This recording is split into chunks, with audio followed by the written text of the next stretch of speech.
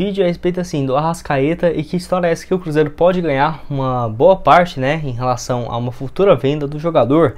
Enfim, verdade, até porque o Arrascaeta vive um bom momento no Flamengo. E assim, eu quero trazer uma informação bem interessante, que primeiramente foi a ESPN e o Nicola que trouxe essa notícia, segundo estudos do CS Football Observatory, que é no caso uma empresa e um estudo que assim analisa quem são os jogadores mais valiosos de cada liga, estudou aqui no futebol brasileiro e trouxe assim um top 10, uma lista de 10 jogadores mais valiosos do Brasil.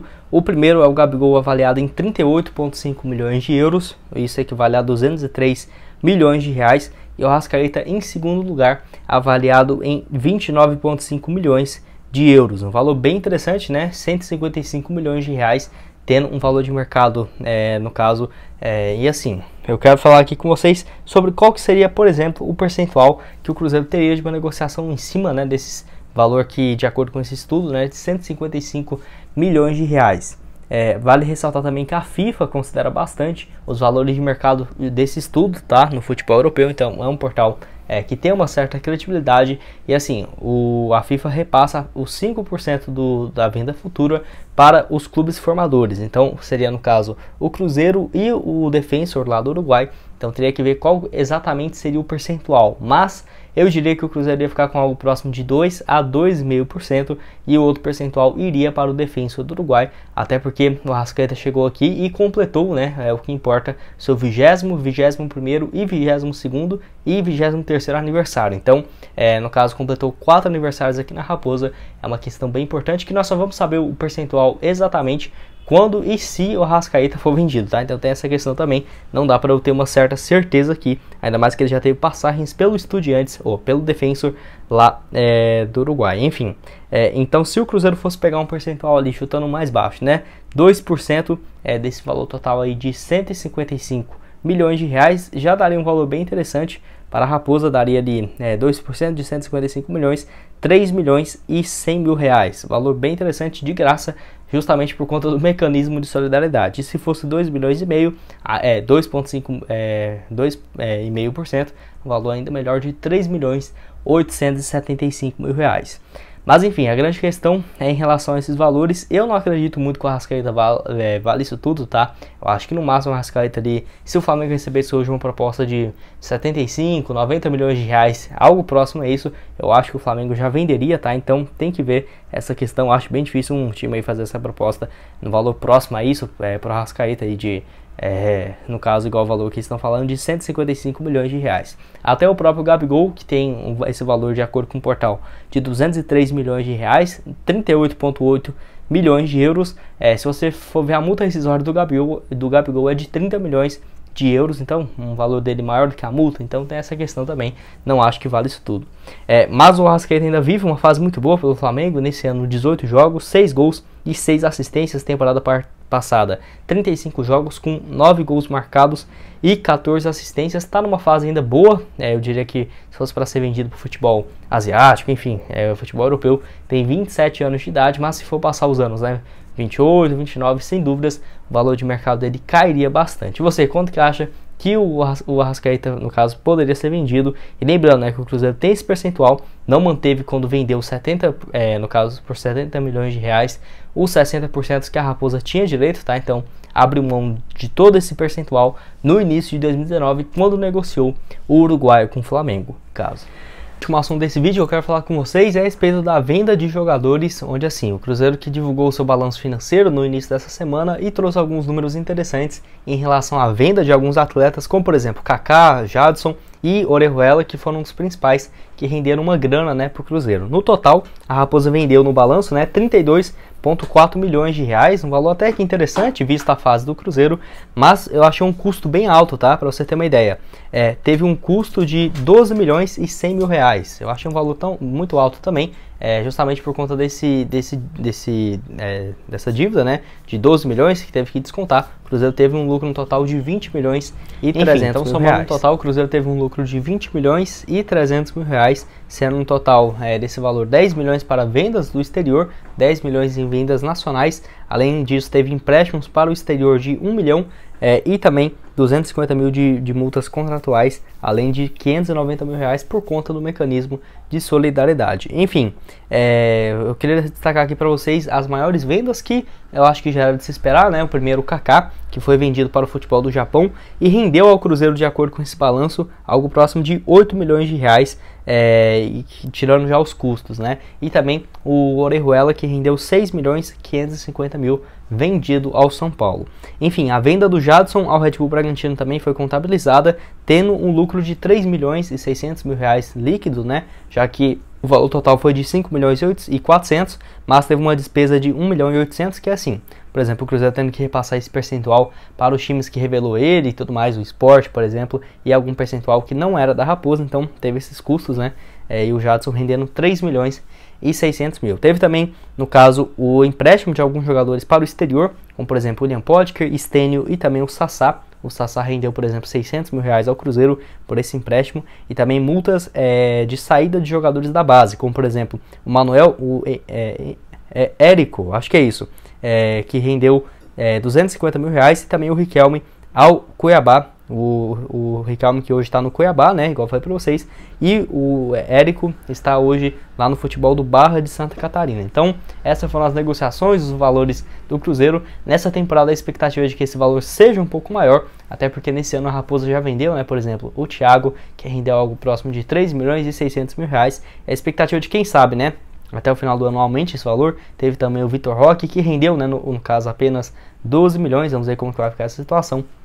Então o Cruzeiro já chegando no meio da temporada com 15 milhões e meio de reais de venda de atletas. Isso se outro jogador, né, eu acho que deve ter vendido ao longo do ano. E o último assunto desse vídeo é a respeito do Ricardo Goulart. E assim, no caso o Nicola trouxe informação nessa última terça-feira falando que o jogador está bem satisfeito lá no Santos, e realmente isso é verdade, tá? Até porque o jogador, no caso, após o jogo diante do São Paulo, no final de semana, derrota pelo Campeonato Brasileiro, desabafou falando que assim, no caso, não está jogando na sua função ideal, e que até, no caso, citou que acha estranho o camisa 10 ficar no banco de reservas. Claramente uma provocação ao técnico Fabian Bustos, que é o treinador argentino que tem feito um trabalho razoável para bom no Santos. Ele começou no meio da temporada, acho que é um bom treinador, mas se tivesse começado desde o Paulistão, o Santos estaria bem melhor hoje, apesar de estar dentro do G5 da competição, né? Enfim, o Ricardo Goulart, que atualmente tem ficado no banco de reservas, nos últimos 5 jogos do Santos ele ficou no banco em 4 oportunidades, e quando tem entrado ou joga como meia central ou pelo lado dos campos, então não é uma função que ele gosta de fazer, porque o Fabian Bustos do Santos joga num esquema de 4-4-2, então onde que joga um meia ofensivo de centroavante, o Ricardo Goulart não consegue mais fazer essa função, e por exemplo colocar ele de ponta ou de um meia central não faria muito bem também para ele. Então o esquema tático tem prejudicado o desempenho dele, que o Ricardo Goulart deixou bem claro após essa entrevista, tá? Onde ele disse, um dos trechos ressaltando isso que eu disse para vocês, o Ricardo Goulart falou o seguinte, abre aspas: "Não é comum um camisa 10 no banco de reservas. Eu vinha jogando, estou muito bem, meus números estão bem, mas a gente sabe como é o futebol e é muito rápido. Veio um treinador novo e eu estou acostumando, porque joguei a minha vida inteira como meia no esquema de 4-2-3-1, inclusive aqui no Cruzeiro, e nos últimos jogos atuamos em 4-4-2. Então realmente estou jogando fora de função e já falei com o treinador, está bem claro. Mas ele é o técnico e o comandante respeita a decisão dele", fecha aspas. Então assim, não é um clima horrível dentro do Santos, entre o Ricardo Goulart e tudo mais, com o treinador, mas é um clima desagradável, até porque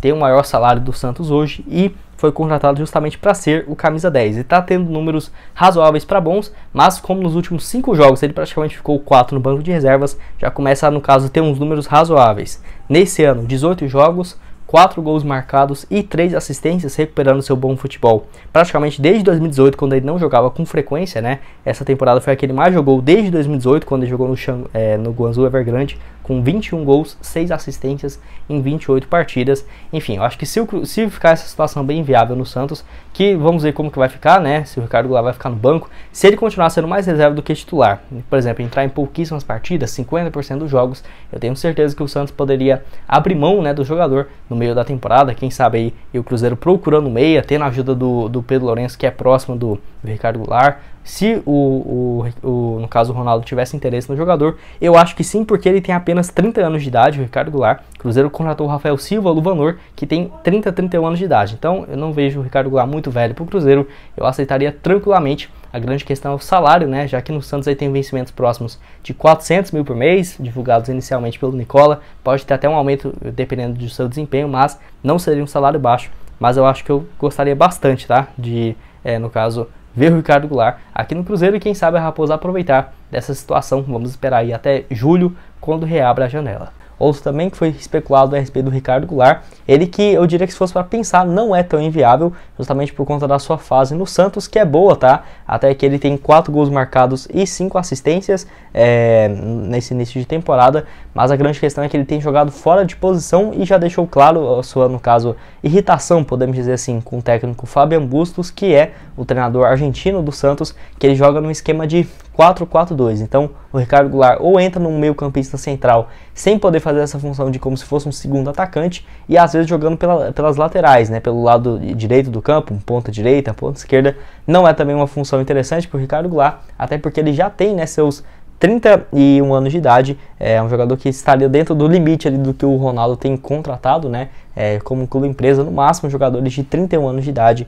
Ricardo Goulart, que se no caso ele continuar sendo banco de reservas e o Fabian Bustos não gostar dele ser, né, o camisa 10 no banco, até ele mesmo falou isso, que não é comum, né, o camisa 10 ficar no banco de reservas, eu acho que seria bem interessante. Até vi uns torcedores do Santos falando que poderia levar o Ricardo Goulart para o Cruzeiro. Enfim, só teria que bancar, né, os vencimentos dele, que seria na casa dos 300 a 400 mil por mês atualmente no Santos, tá? Eu ficaria muito feliz se acontecesse algo nesse sentido. Tenho certeza que se o Pedro Lourenço quiser trazer ele e o Ronaldo cumprir, né, no caso, essa meta aí de sócios torcedores, não seria inviável pensar o Cruzeiro aumentar em 400 mil, 350 mil a sua folha salarial, tá?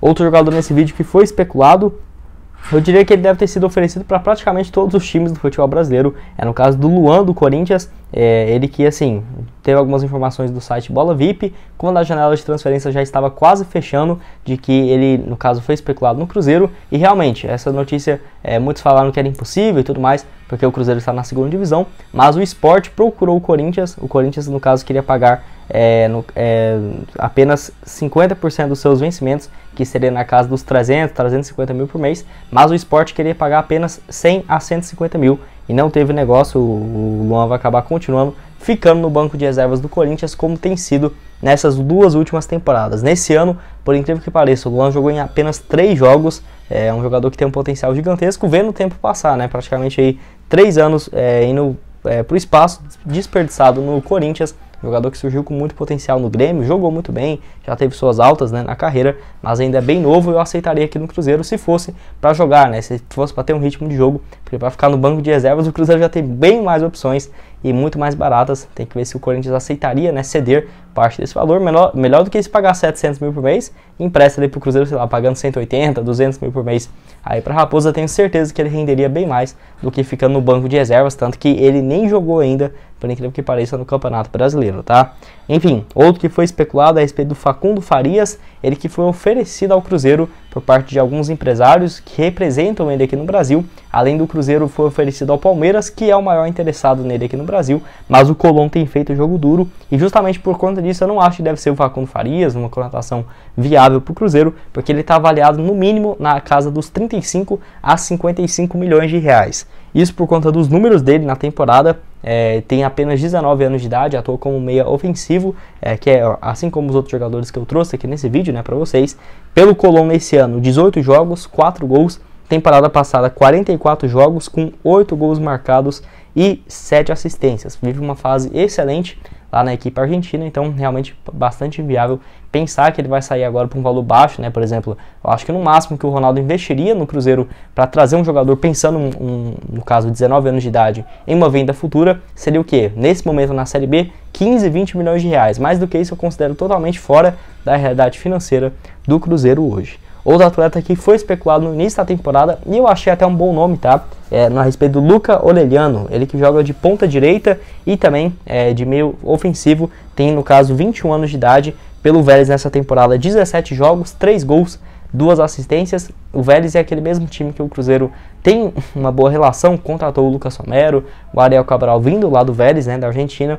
Na temporada passada o ponta já tinha feito 59 jogos com 7 gols e 6 assistências. Foi a primeira boa temporada do Luca Orellano lá pelo Vélez da Argentina, jogador revelado na própria categoria de base do clube, e que, de acordo com o site Transfermarkt, está avaliado na casa ali dos 10 a 16 milhões de reais. Mas o assunto que eu quero falar com vocês é a respeito, assim, do Daniel Júnior, onde, no caso, o Nicola trouxe uma informação interessante falando sobre o jogador, que nesse primeiro momento recusou uma proposta de prorrogação de contrato e ampliação salarial feita pelo Cruzeiro, tá? Onde, assim, nesse primeiro momento, a extensão seria por mais 2 temporadas, seria até o final de 2024, tá? Então o Cruzeiro ficando bem resguardado em relação a esse novo contrato. E o Nicola disse que recusou essa primeira proposta, era um valor próximo ali dos 20 mil reais por mês.